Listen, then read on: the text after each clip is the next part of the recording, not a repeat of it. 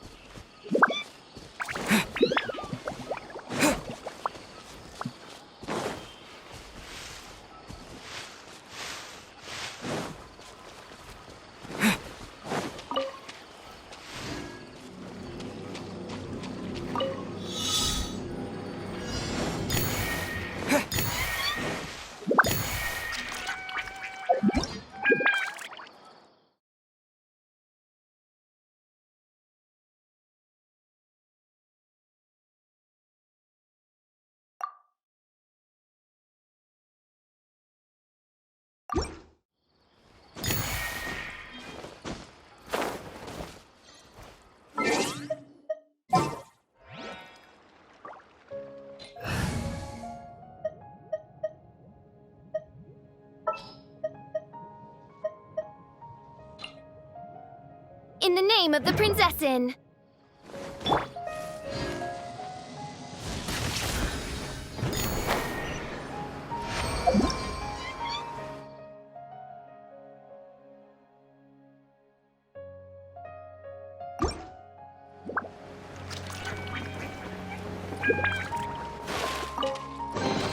Destiny has brought me hither.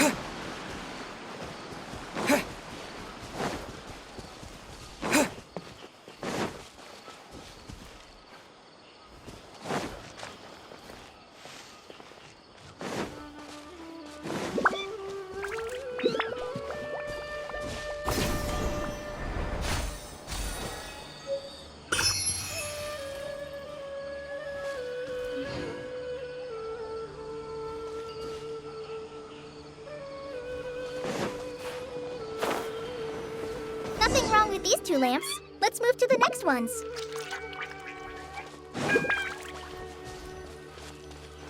Oh, this lamp seems to be getting a little wobbly. Let me make a note of it.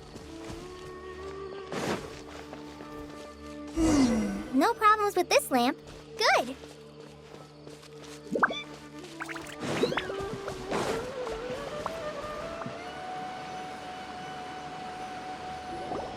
The statue of the 7 is up on top of that large rock formation. You must have seen it when you came down this road before. It's pretty high up there, isn't it? Don't worry. If you're afraid you can't make it up there, I'm sure Master wouldn't mind if you don't clean the statue. Oh? I guess I'll leave it up to you then.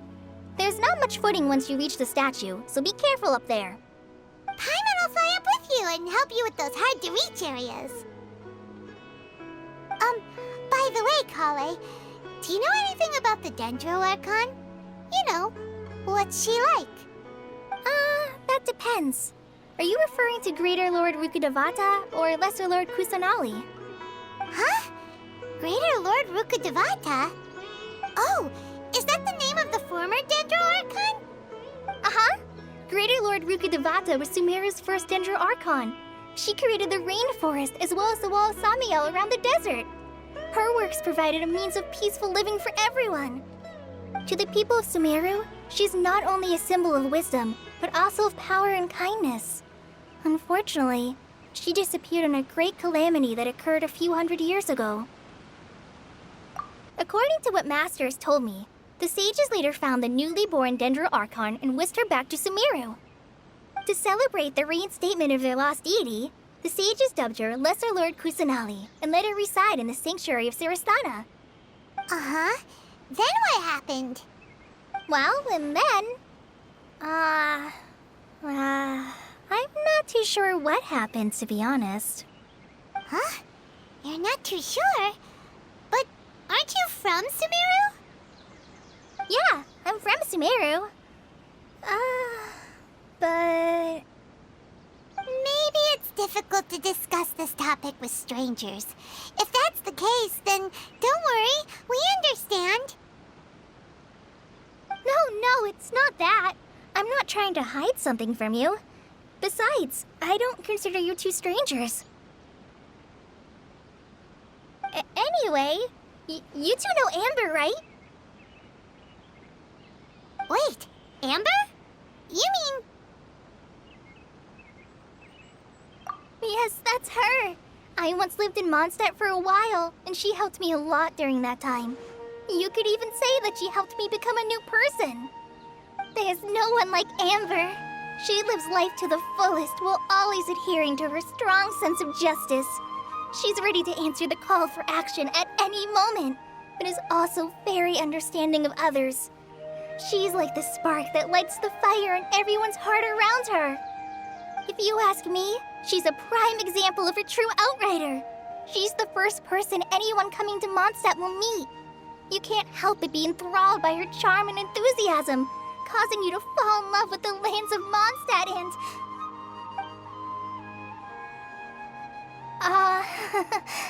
sorry.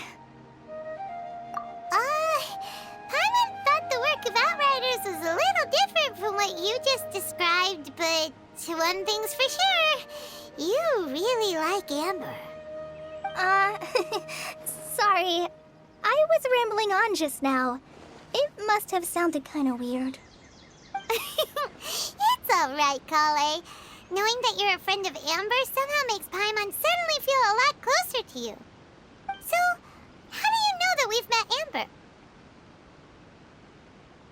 Well, after I returned to Sumeru, Amber and I have stayed in touch by writing each other letters. In one letter, she mentioned that Mondstadt was attacked by a fearsome dragon, but the city was saved by a mysterious blonde traveler and their floating companion. I knew you two were the ones she mentioned in the letter the moment I saw you. But, considering everything you've been through that day, I thought it'd be inappropriate to bring it up. So that's how you knew. Yep, so please know that you two have my complete trust, really. I wish I could tell you more about the Dendro Archon, but I had been away from Sumeru for some time. And I haven't read any books. Sorry. That's alright. You've already helped us a lot. We had never even heard of Greater Lord Rukkhadevata or the Sanctuary of Surasthana until you mentioned them. Oh, I'm happy that was helpful. There is one thing I want to ask, though. Why do you two want to know about the Danger Archon?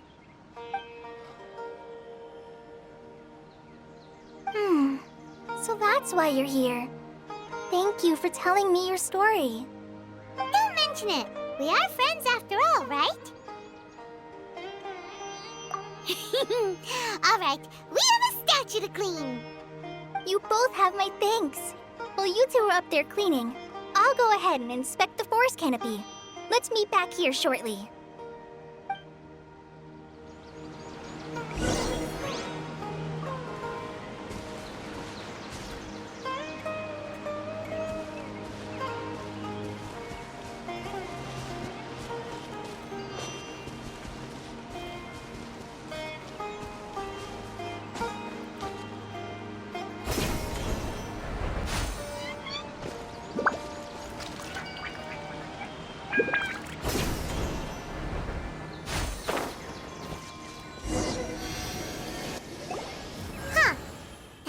Looks at it, the deity that's carved on the statue is kinda small. Do you think she's supposed to be Greater Lord Rukkhadevata or Lesser Lord Kusanali? The name does seem to fit the statue somehow. Well, anyway, we'll have to figure that out later. Let's get started on cleaning the statue. Paimon will fly up and take care of the top, and you clean everything below.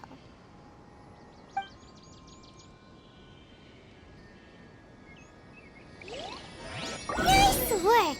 That's one clean statue. Let's head down and meet up with Kale.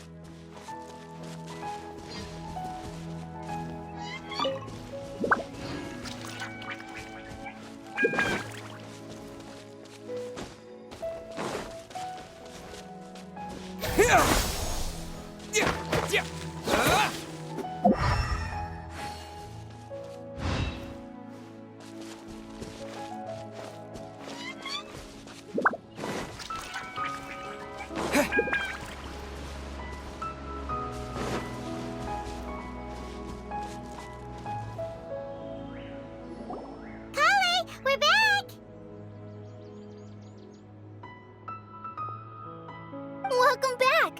You must be tired after all that climbing. Let's take a little break. I brought some fruit and water for us. Yay! Food! What kind of goodies did you bring?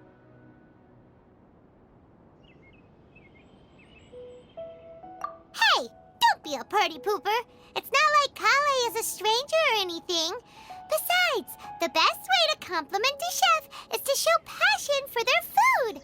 Xiangling taught Paimon that. I prepared a nice portable dish that forest rangers like to eat called pita pockets. I hope you'll like them. Whoops! Ah, no! You dropped it on the ground! Not to worry. I wrapped a few layers of oiled paper around each pita. They should be fine. Oh, whew. Paimon nearly had a heart attack there.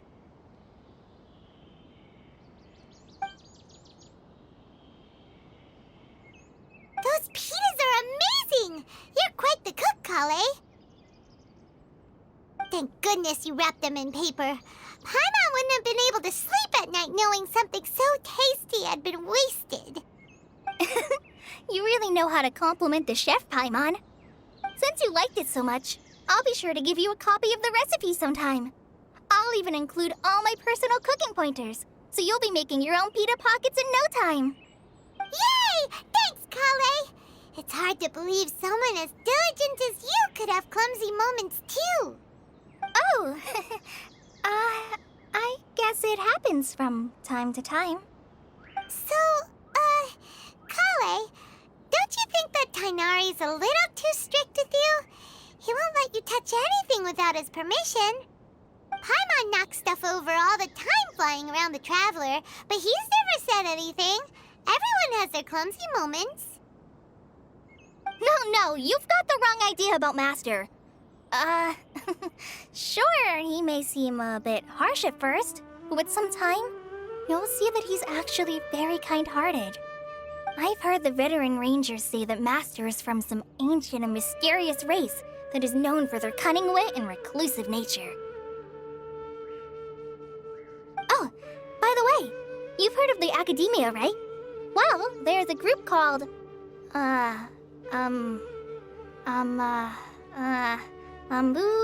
something? Well, anyway, because Master does a lot of research on plants, sages from the Academia have written him many times, inviting him to take up an official position there. But Master declines their offers every time, saying, Sumeru City is too noisy. It'd be bad for my ears. Seems you already know him well. Anyway, I'm sure the sages were not happy about his responses. Master could obviously have a bright future in the Academia, but he insists on sticking to the path of a forest watcher. Every day he helps the locals of the forest and passes on his extensive knowledge to trainees like me. In fact, Master's the one who taught me how to make pita pockets. Really? Paimon would have never guessed that. Oh, speaking of Tainari, he was the one who took care of you after finding you passed out yesterday. He even carried you all the way here. Paimon's still kinda upset, though. He kept scolding Paimon the entire way here. Oh no, I'm sorry. Master might have been overreacting a little. But, it's mostly because Paimon wouldn't stop yelling, Why, oh why, is he going to die? It probably started to get under Master's skin after a while. Hey! Don't laugh! Paimon was genuinely concerned about you.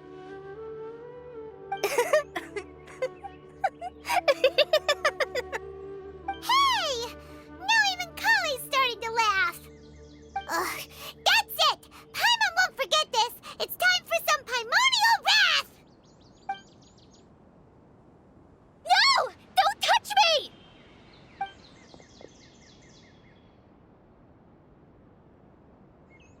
Oh, sorry, Kale. Paimon didn't mean to scare you. No, I just...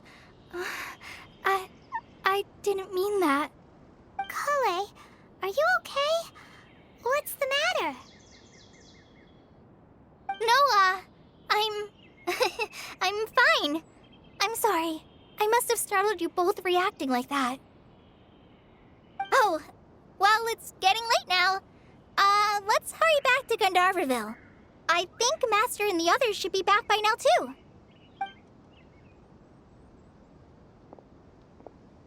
Huh? What was up with Kale just now? And why is she in such a hurry all of a sudden? Look, she's practically running back. Paimon can't even see her now.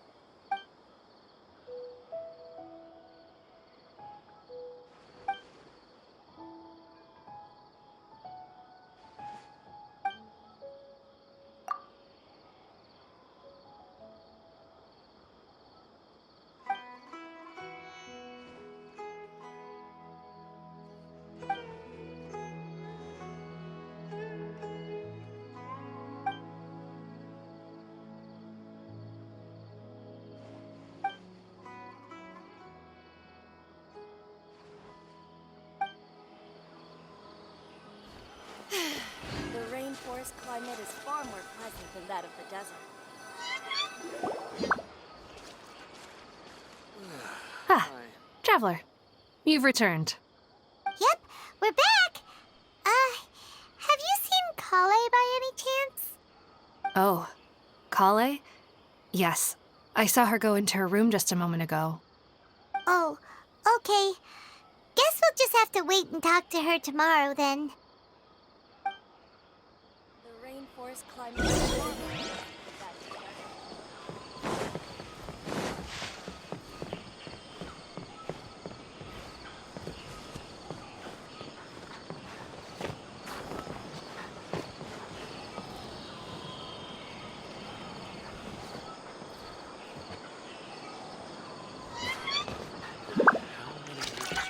Yesterday, a total of 5 dusk birds flew by.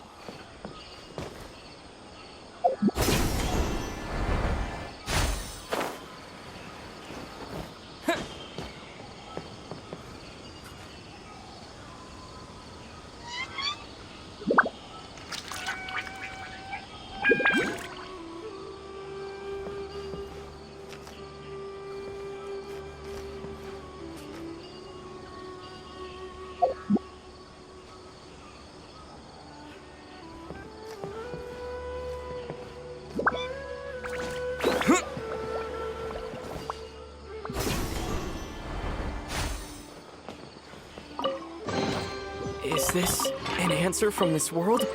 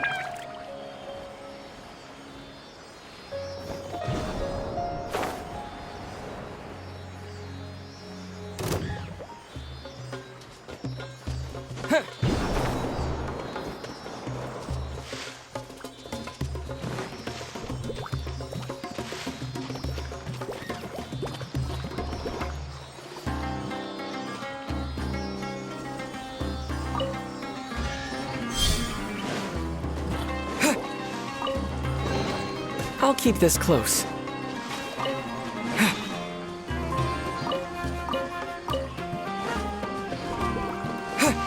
Scatter!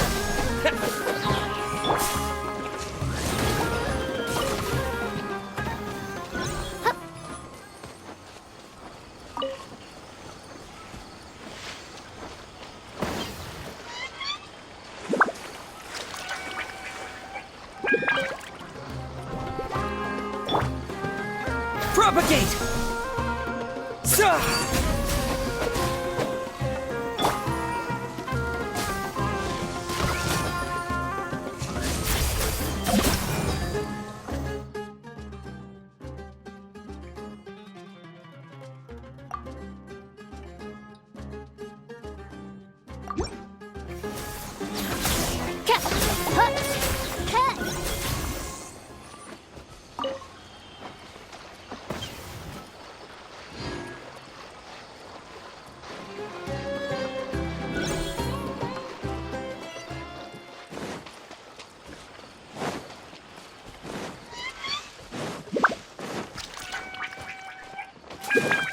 Oz, reveal thy...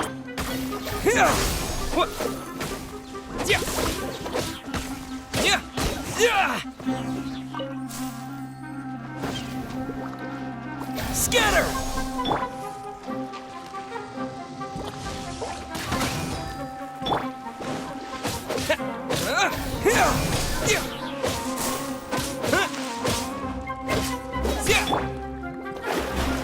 Delve into destiny.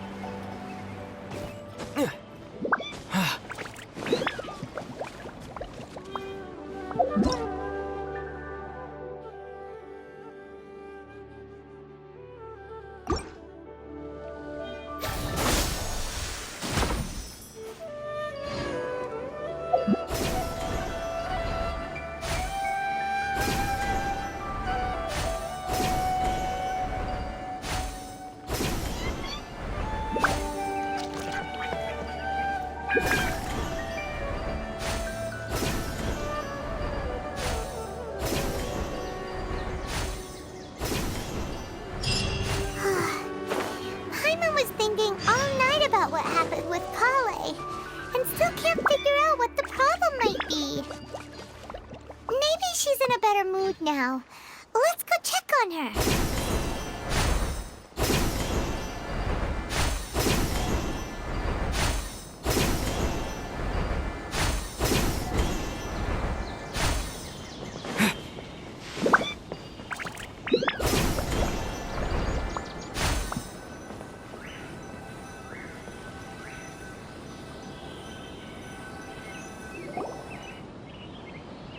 Ah, it's you two.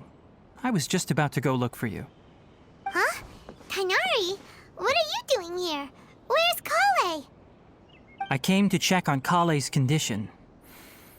To put it simply, she's not well. You mean she's sick? How could she be... Oh, wait a minute. Could it be because of what Paimon did yesterday? No need to worry. Something as small as you could never harm her. This sickness is something that Kale has been dealing with for some time. Kale has been more excited than usual since you two arrived. A little too much so, to be honest. She hasn't remembered to take care of herself. I suppose it's understandable, though. She hasn't been around anyone she considered a friend for some time now. It must have been refreshing for her to have you two here.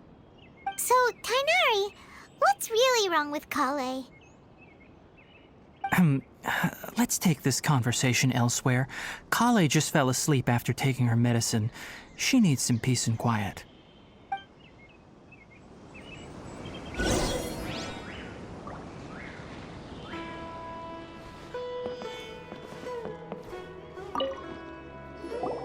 Shh!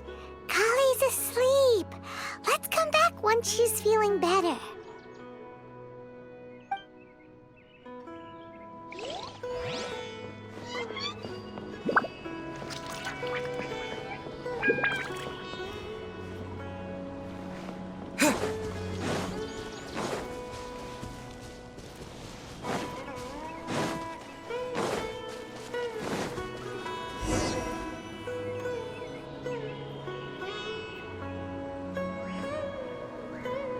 All right, let's continue our conversation here, shall we? To be honest, I hadn't realized that you're that honorary knight from Mondstadt until Kale told me just now. I've also heard all about your deeds in Liyue and Inazuma. So, just to clarify, what I'm about to tell you about Kale is not because of who you are or your past feats. Instead, I am going to tell you because... well, because Kale asked me to. And honestly speaking, I was against Kale revealing her past to you. But she insisted, saying you two treated her with sincerity and as a friend. So now she wishes to reciprocate the gesture. So, Tighnari, what exactly is wrong with Kale? You said this is something she's been dealing with for some time.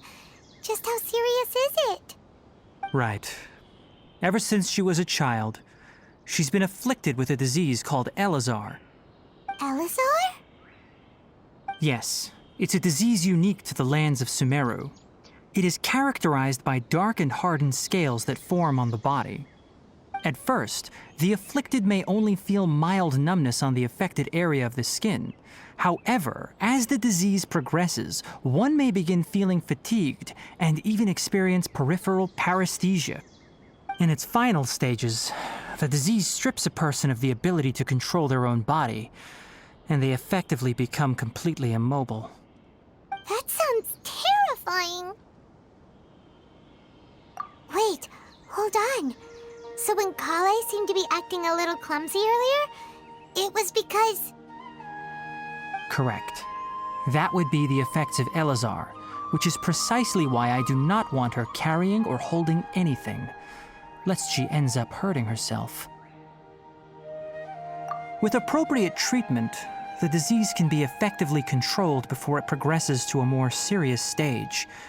However, there is unfortunately still no true cure for Elazar.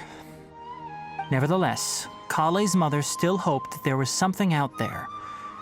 She handed Kale over to an organization known as the Fatui after one of their members lied and said they had a cure. What? The Fatui? Ah, it appears you are already familiar with them. That'll save me some explanation. Anyway, the person who eventually rescued Kale and brought her to me for care said that she had been given to a harbinger known as the Doctor. I have no idea how this doctor managed to do it, but her case of Elazar was completely stable for all the years that Kale was with them. However, Kale's days with the Fatui were anything but pleasant.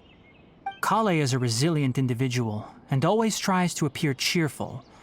but her experience with the Fatui has left deep scars. Even now, she can still feel deathly afraid of someone touching her. Oh, Paimon had no idea Kale's been through so much suffering. Oh, by the way, Paimon, Kale wanted me to tell you that she's sorry for scaring you yesterday.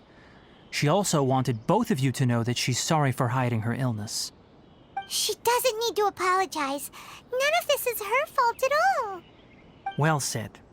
I hope you'll get a chance to tell her that in person the next time you see her. Kale once thought that it would be impossible for her to have any real friendships. I trust that you two will never let my trainee experience such emotional pain again. Don't worry, Tainari. We'll take good care of her. Well, it's not too serious at this point. She overexerted herself the last couple of days, which is what led to her breakdown this time. As long as she has taken her medicine and gets plenty of rest, she should get better. Though, I must admit that Kale's condition was much more stable when she first arrived here in Gandharvaville. She was interested in the work of the forest rangers the moment she saw us. I could see that she was serious about learning, so I felt compelled to ask her to join us. Her stamina has gotten much worse recently. Though a moderate amount of physical exercise is always necessary, I'm afraid the long-distance patrols are a little too much for her now. All right, now that I've told you about Kale's past, I think I'll head into the rainforest to find some ingredients needed for her medicine. I'll see you two later. Yeah, we'd like to do something to help Kale too. All right, but I must warn you two. The rainforest is a dangerous place, especially for someone who's still recovering like the Traveler. You must follow closely and listen to every instruction. No problemo. Let's go then. We'll be looking for a plant known as lunar lotus. It's often used to help those afflicted with Elazar recover their energy. Hey, Tainari? Where exactly are we going to find this plant? Lunar lotus can be found all over the rainforest, but it often grows right here around Gandharvaville. Given the name, it sounds like we should be looking for it in the water. You are correct. Lunar lotus grows in the water. When fully matured, they look like giant blue flowers floating on the water's surface. Quite an attractive species, if you ask me. The large petals are actually the plant's leaves and sepals, which surround a very small flower. You should note that many of the plants found in Sumeru have names that are contrary to their species. Take the Kalpalata, for example. The plant is not a lotus at all, but rather a vine. And then there's the Sumeru rose, which is not a rose, completely contrary to its name. Oh, okay then. Note to Paimon. Never bring up the topic of flowers with Tainari.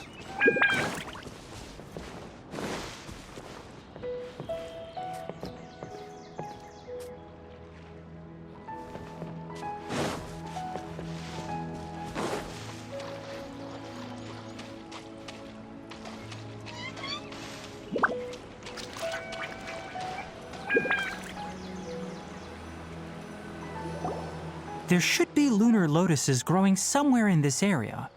Let's split up and begin searching. If you could manage to gather 4 of them, that would be sufficient.